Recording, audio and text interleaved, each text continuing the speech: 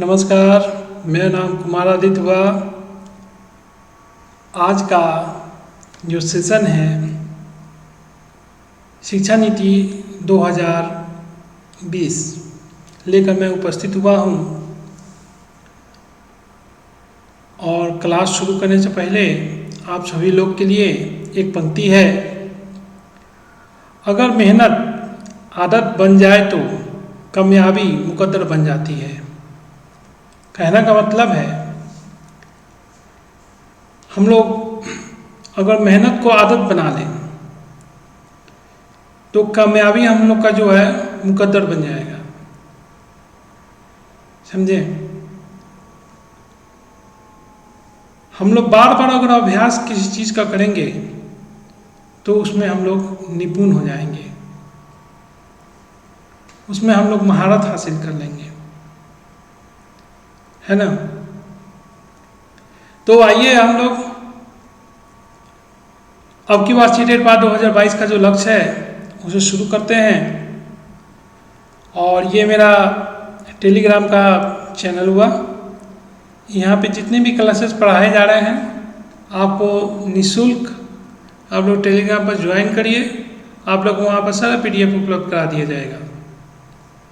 आइए हम लोग शिक्षा नीति 2020 का शुरुआत करते हैं। सबसे पहला परीक्षा उपयोगी तथ्यों के लेकर मैं उपस्थित हुआ हूँ।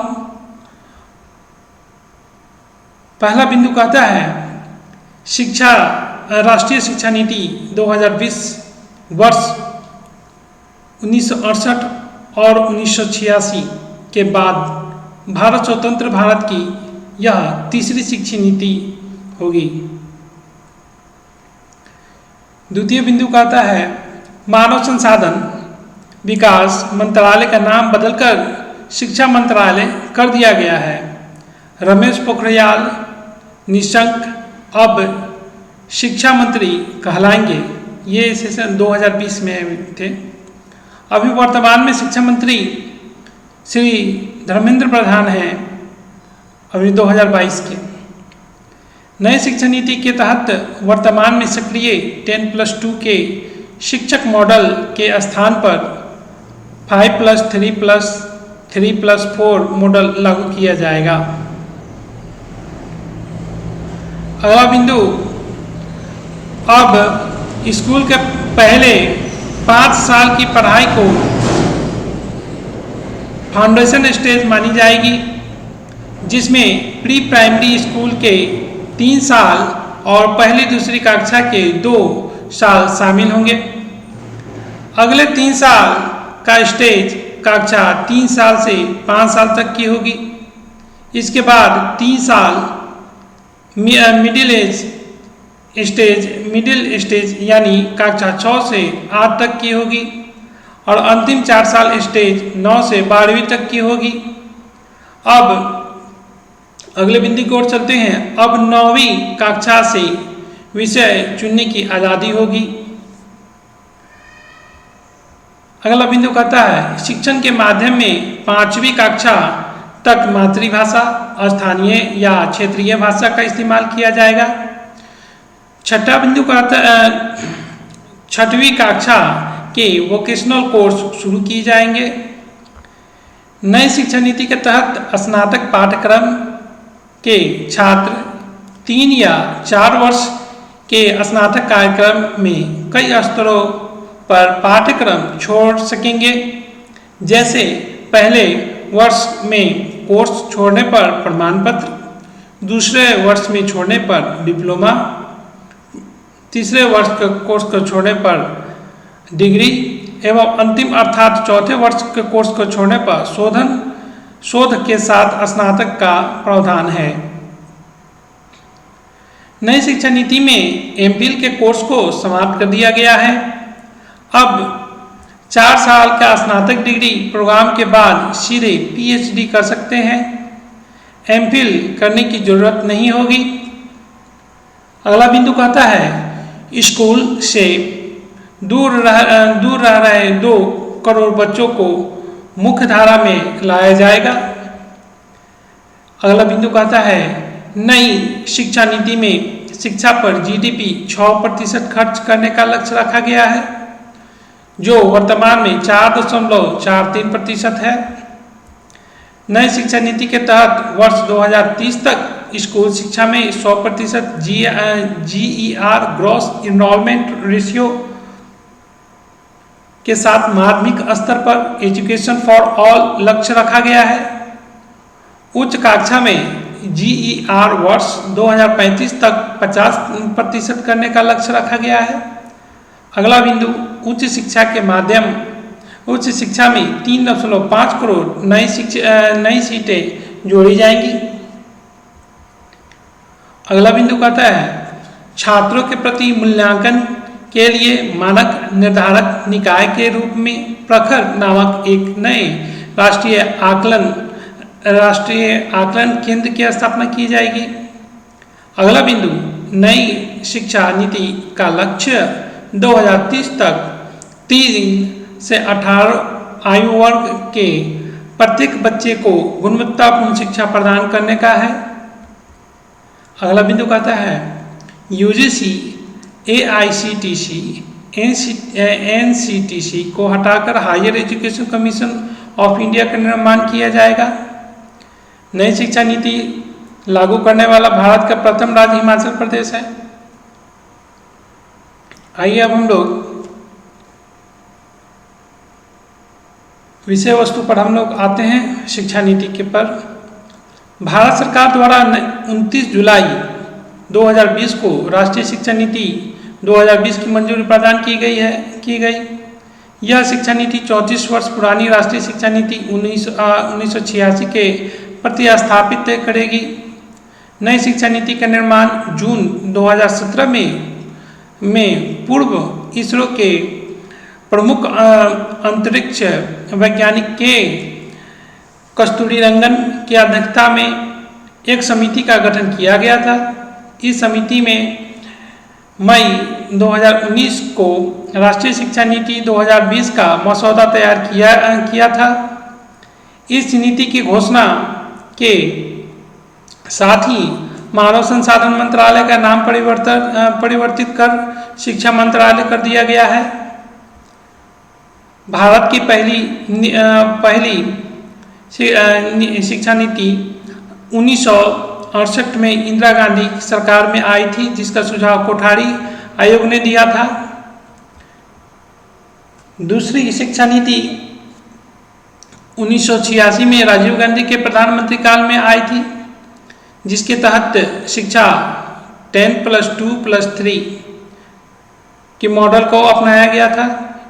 सन 1992 में PV नरसिम्हा राव ने दूसरी शिक्षा नीति में संशोधन किया था। देश में IIT और IIM के समक्ष वैश्विक मानकों के बहुविषयक शिक्षा का अनुसंधान विश्वविद्यालय मेरों में स्थापित की जाएगी। आइए हम लोग अब विस्तृत रूप से शिक्षा नीति 2020 के बारे में हम लोग विस्तृत रूप से चर्चा कर लेते हैं।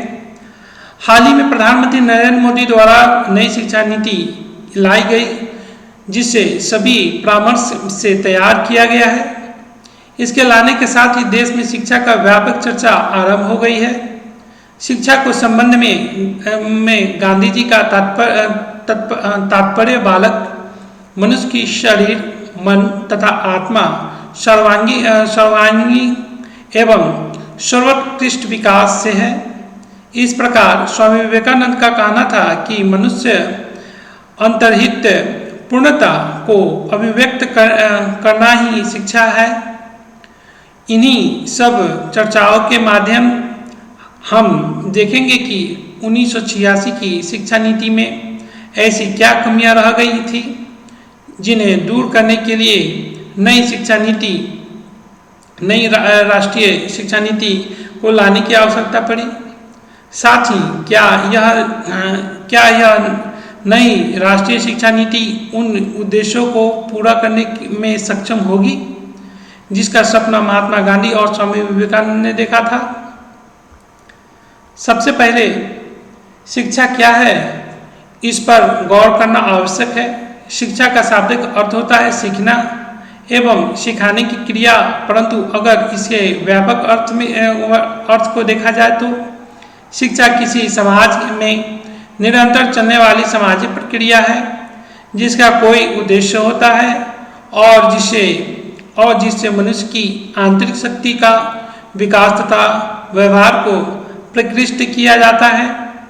शिक्षा द्वारा ज्ञान एवं कौशल में वृद्धि कर मनुष्य की योग्य नागरिक बनाया जाता है। गौरतलब है कि नई शिक्षा नीति 2020 की घोषणा के साथ मानव संसाधन मंत्रालय का नाम बदलकर शिक्षा मंत्रालय कर दिया गया है। इस नीति के द्वारा देश में स्कूल एवं उच्च शिक्षा परिवर्तनकारी सुधार की अपेक्षा की गई है। इसके उद्देश्य के तहत वर्ष 2030 तक स्कूली शिक्षा में 100% GER ग्रॉस इनरोलमेंट रेशियो के साथ साथ पूर्व विद्यालय माध्यमिक स्तर तक शिक्षा का सार्वभौमिक लक्ष्य रखा गया है। आइए महत्वपूर्ण तथ्य के बारे में हम लोग यहाँ पे देखते हैं। अंतिम राष्ट्रीय शिक्षा नीति 1986 में बनी गई थी, जिसे वर्ष 1992 में संशोधित किया गया था पी.वी. नरसिम्हा राव के द्वारा।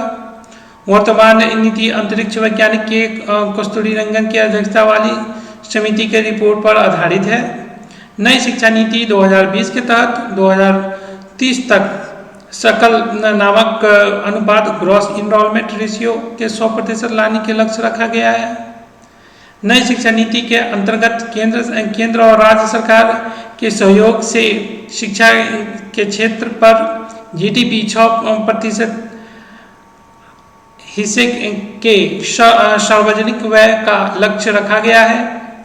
नई शिक्षा नीति के घोषणा के साथ ही मानव संसाधन प्रबंध मंत्रालय का नाम परिवर्तन कर शिक्षा मंत्रालय कर दिया गया है।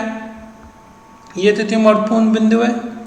आइए अब हम लोग राष्ट्रीय शिक्षा नीति की प्रमुख बिंदु को देखते हैं। स्कूली शिक्षा संबंधित प्रावधान। नई शिक्षा नीति में 5+3+3+4 डिजाइन वाले शैक्षणिक संचार का प्रस्ताव किया गया है, जो 3 से 18 वर्ष की आयु वाले बच्चों को शामिल करता है। 5 वर्ष के फाउंडेशन स्टेज, 3 साल के प्री प्राइमरी स्कूल ग्रेड 1 और 2, 3 वर्ष के प्री पेट्री स्टेज, 3 वर्ष या मध्य उच्च प्राथमिक चरण 6, 7, 8 और 4 वर्ष के उच्च माध्यमिक चरण ग्रेड 9, 10, 11, 12। यहाँ हम लोग 5+3+3 का पर हम लोग चर्चा किए, इसको हम लोग अच्छे से समझ पाए हैं। NEP 2020 न्यू एजुकेशन पॉलिसी 2020 के तहत HHRO द्वारा बुनियादी साक्षरता और संख्यात्मक ज्ञान पर एक राष्ट्रीय mission, national mission of foundational literacy and numeric की स्थापना का प्रस्ताव किया गया है। इसके द्वारा 2025 तक का 3 स्तर तक के बच्चे के लिए आधारभूत कौशल सुनिश्चित किया जाएगा। भाषाई विधि का संरक्षण। NEP 2020 में कक्षा 5 तक की शिक्षा में मातृभाषा, स्थानीय भाषा या क्षेत्रीय भाषा को अध्ययन के माध्यम के रूप में अपनाने पर बल दिया गया है। साथ ही इस नीति के मातृभाषा को कक्षा 8 और आगे की शिक्षा के लिए प्राथमिकता देने के सुझाव दिया गया है। स्कूली और उच्च शिक्षा के छात्रों के लिए संस्कृत और अन्य प्राचीन भारतीय भाषाओं का विकल्प उपलब्ध होगा, परंतु किसी छात्र पर भाषा के चुनाव की कोई बाध्यता नहीं होगी। यह बिंदु से स्पष्ट होता है कि पहले 5 वर्ष के कक्षा सब में आपको क्षेत्रीय भाषा के बारे में उसको पढ़ाया जाएगा बच्चों लोग को। आइए अब हम लोग शारीरिक शिक्षा के बारे में हम लोग चर्चा कर लेते हैं इस बिंदु पर। विद्यालय में सभी स्तर पर छात्रों की बागवानी नियमित रूप से खेलकूद, योग, नृत्य, मार्शल आर्ट को स्थानीय उपलब्धता के अनुसार प्रदान करने की कोशिश की जाएगी ताकि बच्चे शारीरिक गतिविधियों एवं व्यायाम वगैरह में भाग ले सकें। यहाँ पे विशेष रूप से खेलकूद पर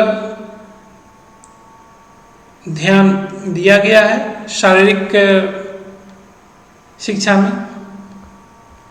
आइए पाठ्यक्रम और मूल्यांकन संबंधी सुधार के बारे में हम लोग चर्चा कर लेते हैं।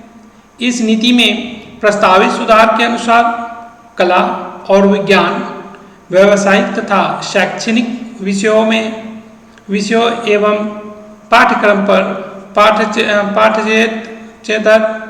पाठ्येतर गतिविधियों के बीच अधिक अंतर नहीं होगा। कक्षा 6 से ही शैक्षिक पाठ्यक्रम की व्यावसायिक शिक्षा को शामिल कर दिया जाएगा और इसमें इंटर्नशिप की व्यवस्था की जाएगी। यहाँ पे इंटर्नशिप कहने का मतलब है छात्रवृत्ति संबंधित है, उसको प्रोत्साहन दिया जाएगा।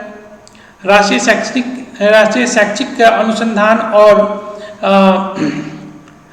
प्रशिक्षण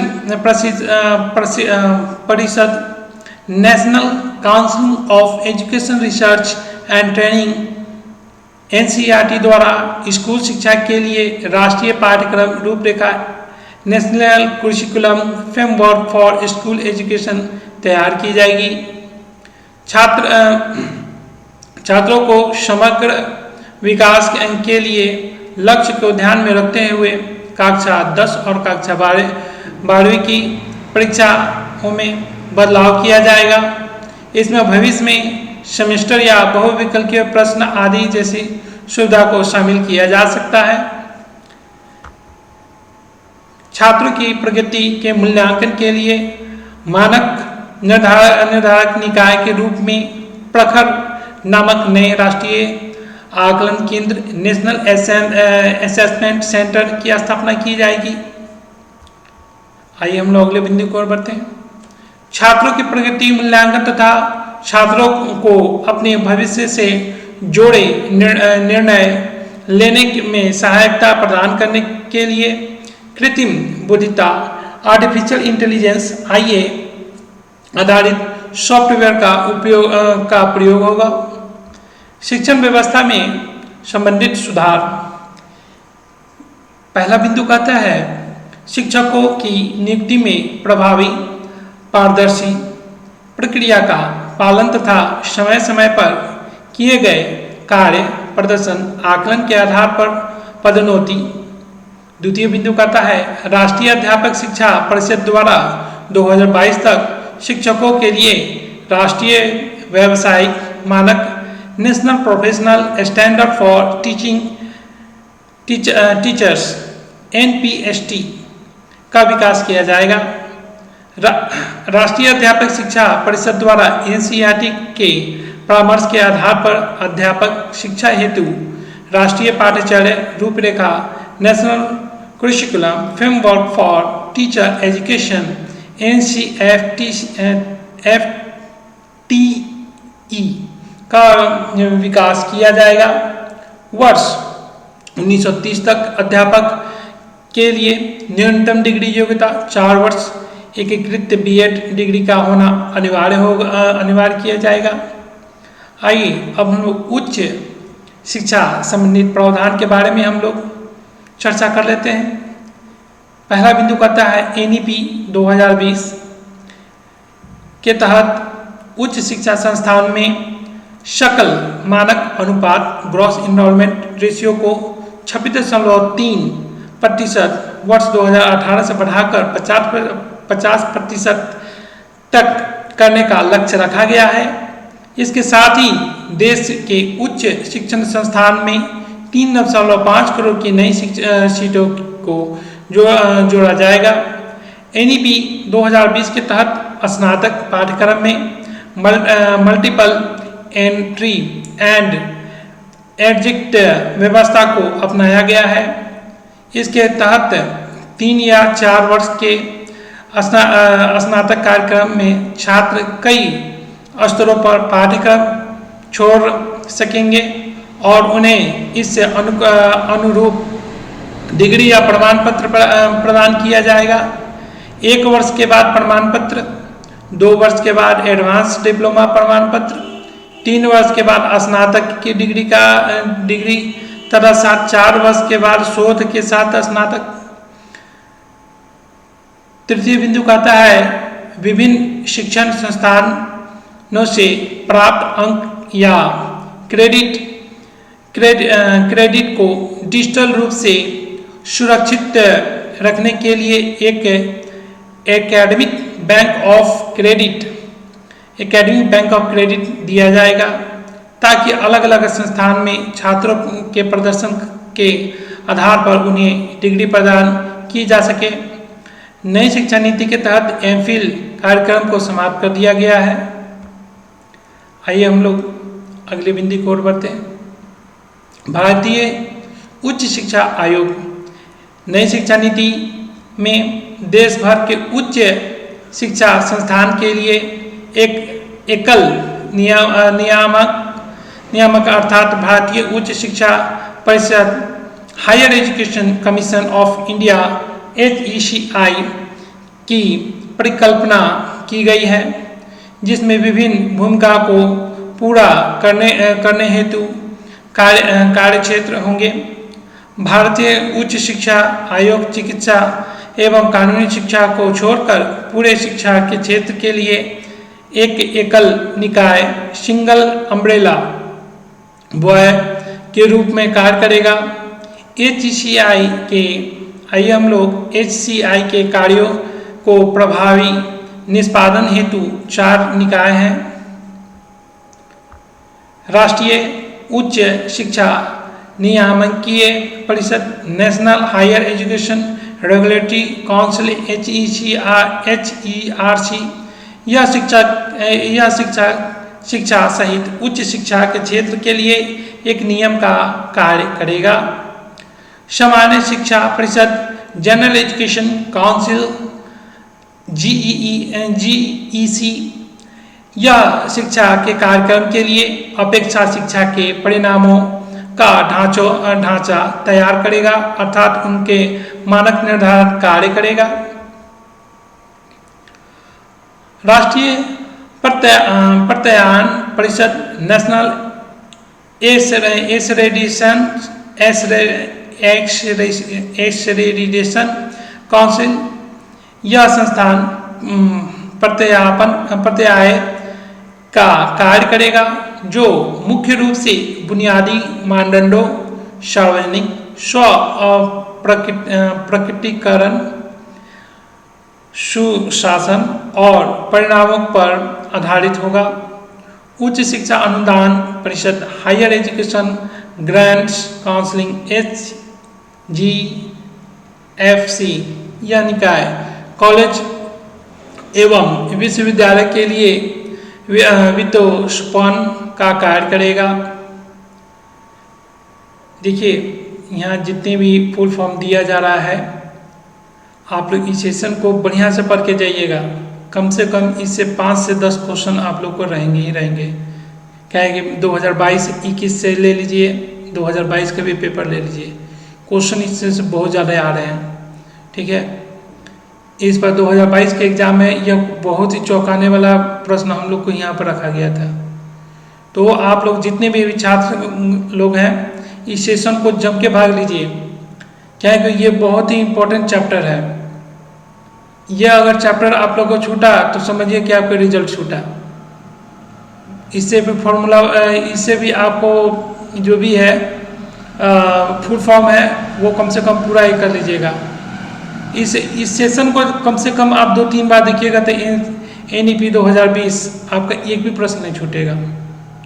इसके बाद मैं इसका प्रश्न उत्तर लेके मैं आऊँगा इसको ही करके। आइए अब हम लोग अगले बिंदु की ओर बढ़ते हैं। गौरतलब है कि वर्तमान में उच्च शिक्षा निकाय विनिमय विश्वविद्यालय अनुदान आयोग यूजीसी, अखिल भारतीय तकनीकी शिक्षा परिषद आईआईटी और राष्ट्रीय अध्यापक शिक्षा परिषद एनसीटीई के निकाय के माध्यम से किया जाता है। देश में आईआईटी और आईआईएम के समक्ष वैश्विक मानकों के बहुविषयक शिक्षा एवं अनुसंधान विश्वविद्यालय multidisciplinary education and research universities Meru, इसका शॉर्ट नेम है मेरू, फुल फॉर्म। देखिए इससे फुल फॉर्म आप लोग को आना ही आना है, ये एकदम पूरा 100% है, ठीक है। बार बार सीबीएसई इसमें बदलाव कर रहा है, बार बार इस सब चीज़ का कर रहा है, लेकिन आप लोग को फुल फॉर्म से पूरा ये अवगत रहना चाहिए। आप लोग को एक एक नंबर के लिए लड़ना पड़ रहा है, एक एक नंबर के लिए आप लोग इस सब चीज़ का करना पड़ेगा। तो ये NEP 2020 इसको बढ़िया से आप लोग तैयारी करिए। आइए हम लोग अगले बिंदु की ओर बढ़ते हैं। विकलांग बच्चों हेतु प्रावधान क्या रखा गया है? इस नई नीति में विकलांग बच्चों के लिए क्रॉस विकलांगता परीक्षण संसाधन केंद्र, आवास, सहायक उपकरण, उपयुक्त प्रौद्योगिकी आधारित उपकरण, शिक्षकों का पूर्ण समर्थन एवं प्रारंभिक से लेकर उच्च शिक्षा तक नियमित रूप से स्कूल शिक्षा प्रक्रिया में भागीदारी सुनिश्चित करना आदि प्रक्रियाओं को समक्ष बनाया जाएगा।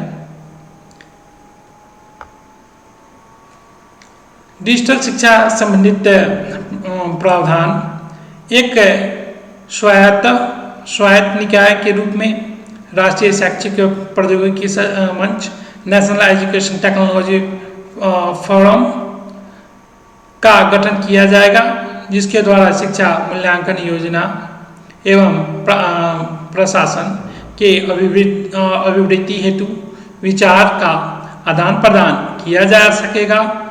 डिजिटल शिक्षा संसाधनों को विकसित करने के लिए अलग अलग प्रौद्योगिकी इकाई का विकास किया जाएगा, जो डिजिटल बुनियादी ढांचे सामग्री सक्षमता निर्माण हेतु समन्वय का कार्य करेगी।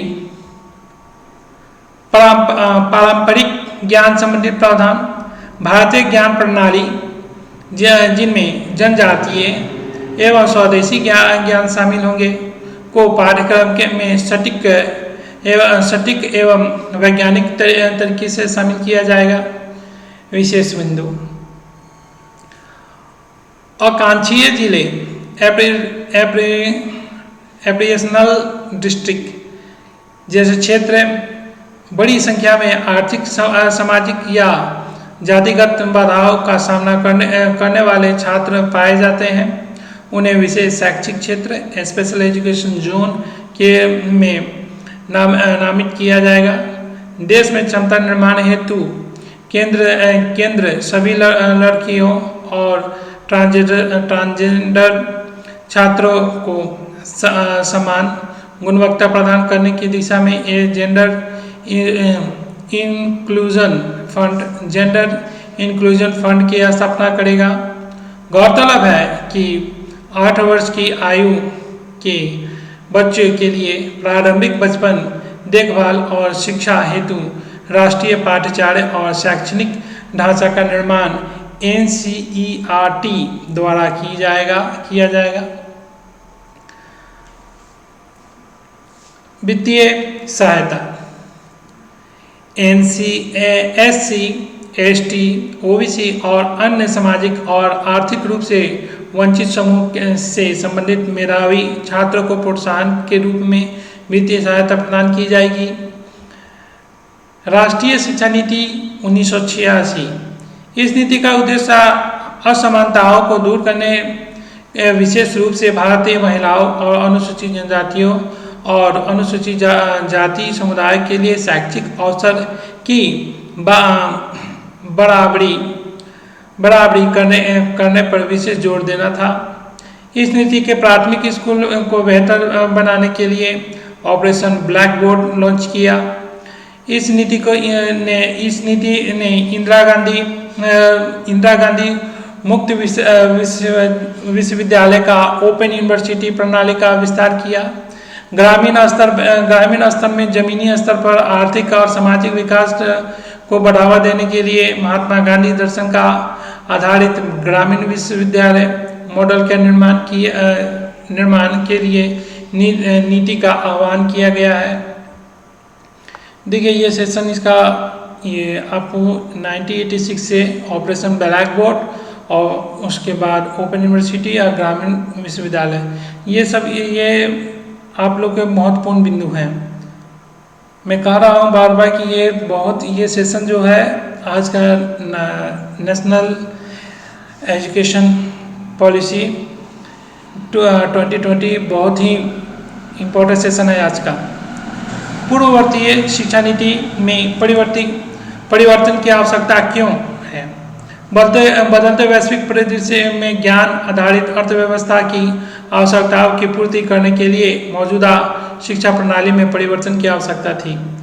शिक्षा की गुणवत्ता को बढ़ाने, नवाचार और अनुसंधान को बढ़ावा देने के लिए नई शिक्षा नीति की आवश्यकता थी। भारतीय राष्ट्रीय शिक्षण व्यवस्था की वैश्विक स्तर पर पहुंच सुनिश्चित करने के लिए शिक्षा के वैश्विक मानकों को अपनाने के लिए शिक्षा नीति में परिवर्तन की आवश्यकता थी। ठीक है, देखिए 2020 में और 21 में जो भी कोरोना आया, जो भी महामारी आए, उसमें सबसे ज़्यादा पढ़ाई का स्तर बहुत ज़्यादा प्रभावित हुआ।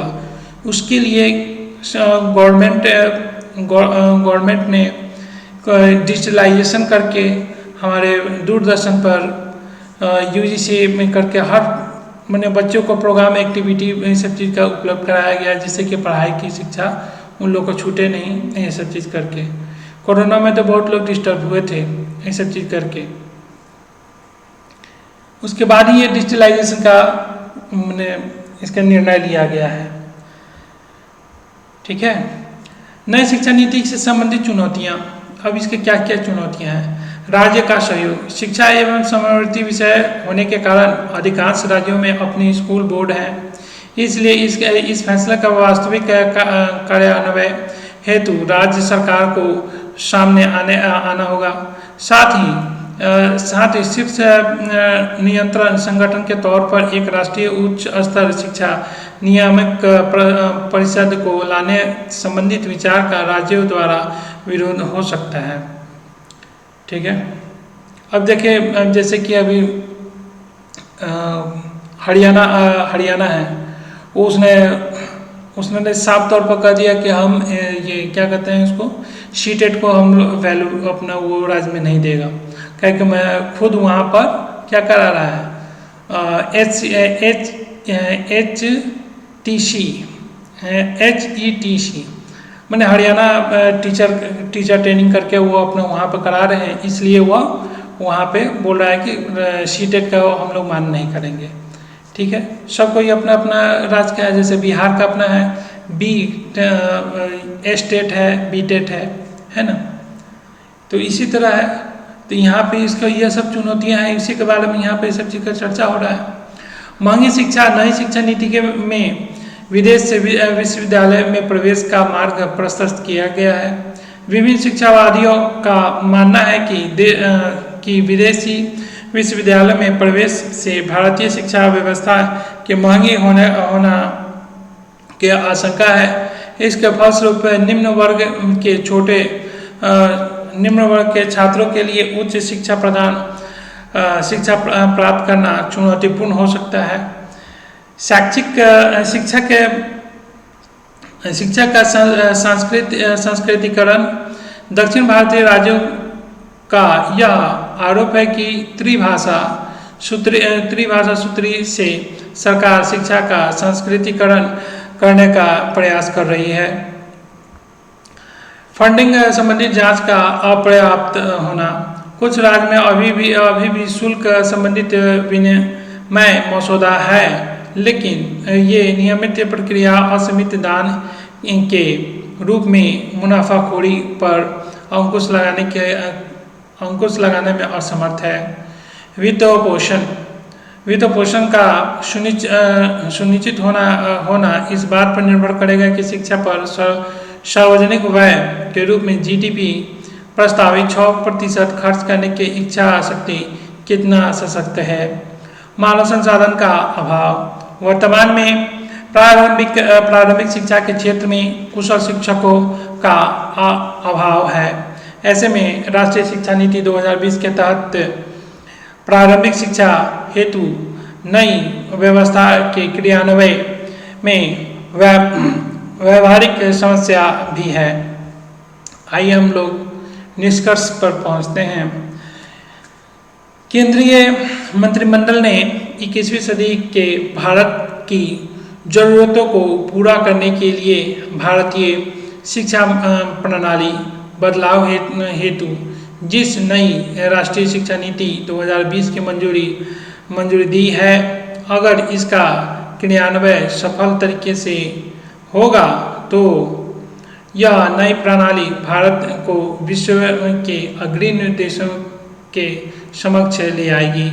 नई शिक्षा नीति के तहत 3 साल से 18 साल तक के बच्चों की शिक्षा का अधिकार कानून 2009 के अंतर्गत रखा गया है। 34 वर्ष के पश्चात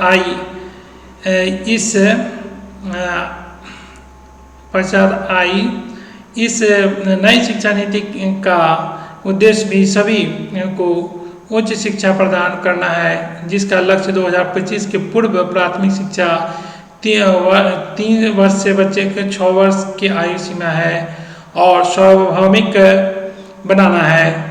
स्नातक शिक्षा में artificial intelligence, 3D machine, data विश्लेषण, जैव प्रौद्योगिकी आदि क्षेत्र में के समावेशन से अत्याधुनिक क्षेत्र में भी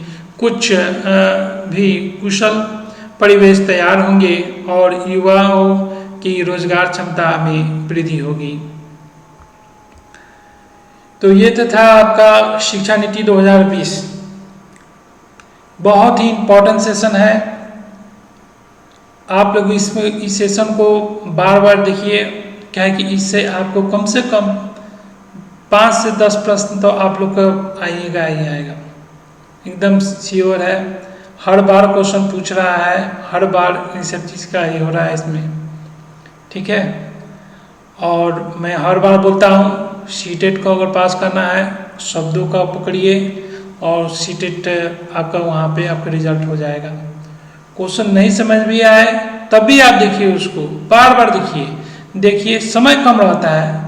हम समझ सकते हैं कि एग्जामिनेशन हॉल में क्या प्रेशर होता है, समय कम रहता है और आपको बहुत जल्द इन सब चीज़ करना पड़ेगा। तो प्रैक्टिस पर आप ध्यान दीजिए, महारत हासिल करिए। मैं तो आपको शुरू में ही आपको एक किया हूँ, मोटिवेट लाइन दिया हूँ उसका, ठीक है। तो कल मैं इसका MCQ इसका लेकर मैं उपस्थित हूँगा, नई शिक्षा नीति 2020 का, ठीक है। अभी वर्तमान में सबसे पहला राज्य जो है शिक्षा नीति 2020 को अपनाने वाला हिमाचल प्रदेश है, ठीक है। चलिए आज का सेशन हम लोग यहीं पर समाप्त करते हैं। नमस्कार।